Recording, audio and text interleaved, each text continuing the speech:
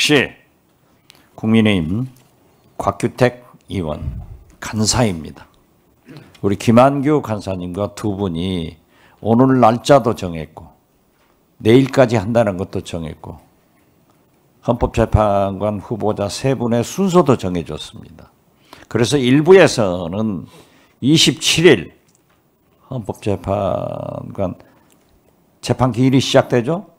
여기에 맞추어서 새 의원을 보내드리기 위해서 좀 지난주에서 하자 하는 그런 의견도 있었습니다. 그렇지만은 우리는 여야 합의를 존중해서 그 합의된 대로 진행되고 있다는 것을 우리 후보자께서도 알아주셨으면 감사하겠고 특히 우리 국민들에게 말씀 올립니다. 곽규택 간사님도 안 오셨기 때문에 좀 오시라 하는 말씀을 행정실에서 전달했어요? 전달했어요?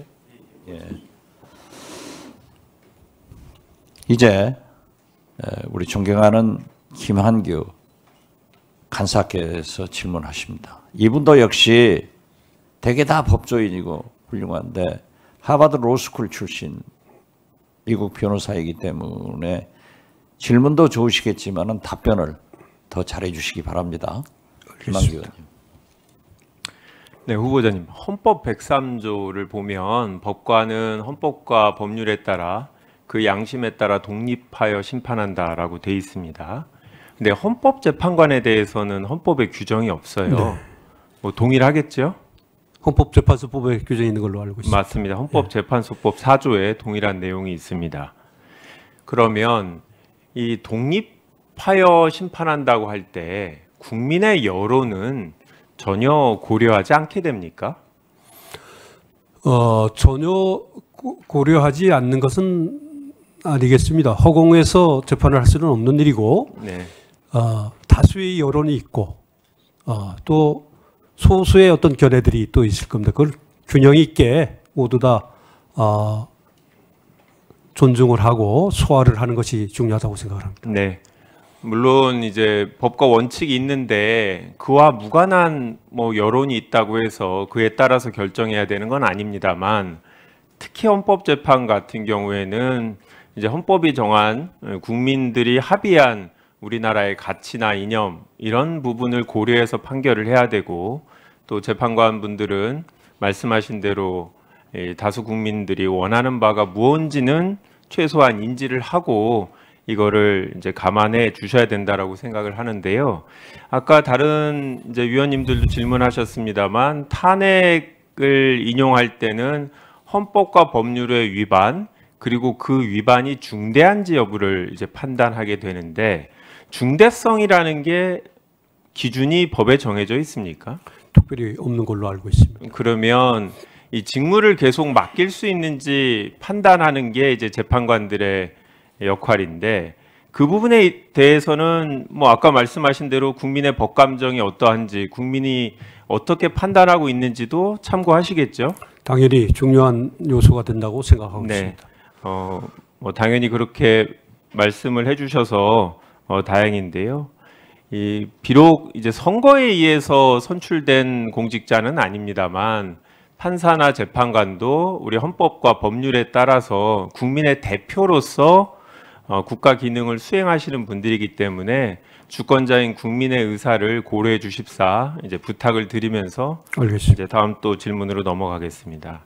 이제 헌법 111조에는 헌법재판관 구성에 대해서 나와 있습니다. 국회가 세 분의 후보자를 추천할 수 있게 되고 대법원장이 세 분을 지명하고 전체 9명을 대통령이 임명할 수 있도록 되어 있습니다. 그런데 헌법에 대통령이 임명한다라고 되어 있고 구체적인 내용이 없는데 국회가 추천한 세 분 또는 대법원장이 지명한 세 분에 대해서 대통령이 임명하지 않을 수 있는 그런 내용이 헌법에 규정되어 있습니까? 헌법에는 그런 내용은 없는 걸로 알고 있고 아까도 말씀드렸습니다마는 국회에서 적법한 절차를 거쳐 선출되거나 또 대법원장께서 절차를 거쳐서 지명을 했다면 대통령께서 그 선출되고 지명된 인물을 헌법재판관으로 임명하는 것이 적절하다고 생각을 하고 있습니다. 그러면 과거에 이렇게 대법원장이 지명하거나 국회가 선출한 후보자를 대통령이 임명하지 않은 그런 선례가 있습니까? 전례는 없는 걸로 알고 있습니다. 헌법상 대통령 권한 대행의 업무 범위 아니면 권한 범위에 대해서 정해진 바가 있습니까? 특별히 없는 것으로 알고 있습니다. 그러면 해석상 현상 유지 수준으로 해야 되는지 아니면 아무런 제한이 없이 할 수 있는지라는 논의가 있습니다만 헌법재판관 임명을 할 수 없다 이런 문헌이나 아니면 선례가 있습니까? 그런 것은 없는 것으로. 그러면 후보자 개인의 생각으로는 헌법재판관을 국회가 선출하거나 대법원장이 지명하면 대통령 권한대행은 임명하는 게 맞다라고 생각하십니까? 일반적으로 그렇게 하는 것이 적절하다고 생각을 하고 있습니다. 그러면 헌법에는 임명한다라고 되어 있습니다. 임명할 수 있다라고 되어 있지 않는데 만약에 임명하지 않으면 그건 헌법에 위반한 겁니까? 그런 면이 있다고 생각합니다. 네, 알겠습니다. 우리 헌법과 법률에 따르면 비상계엄에 대해서 규정이 있습니다. 비상계엄으로 헌법재판소의 권한을 제한할 수 있습니까? 그럴 수는 없는 걸로 알고 있습니다. 왜 없습니까? 규정이 명확하지 없기 때문입니다. 그러면 우리 헌법을 보면 장별로 이렇게 국가기관이 나눠져 있습니다. 정부가 4장이고 법원이 5장입니다. 국회는 3장이고 헌법재판소는 6장입니다. 말씀하신 걸 보면 헌법재판소 6장에 있는 헌법재판소는 비상계엄으로 권한을 제한할 수 있는 기관에 들어있지 않습니다.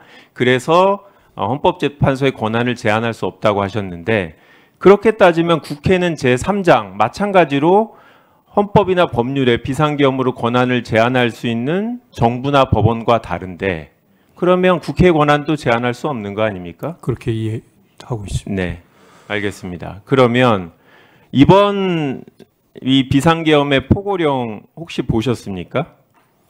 네. 1항을 보면 국회나 지방의회, 정당의 활동과 정치적 결사, 집회, 시위 등 일체의 정치 활동을 금한다고 되어 있습니다. 여기 보면 국회의 정치 활동을 금한다고 되어 있는 거죠. 그렇게 네. 기재되어 있는 걸로. 옳고 그름을 떠나서 이 문구는 국회의 권한을 제한하는 걸로 해석할 수 있습니까?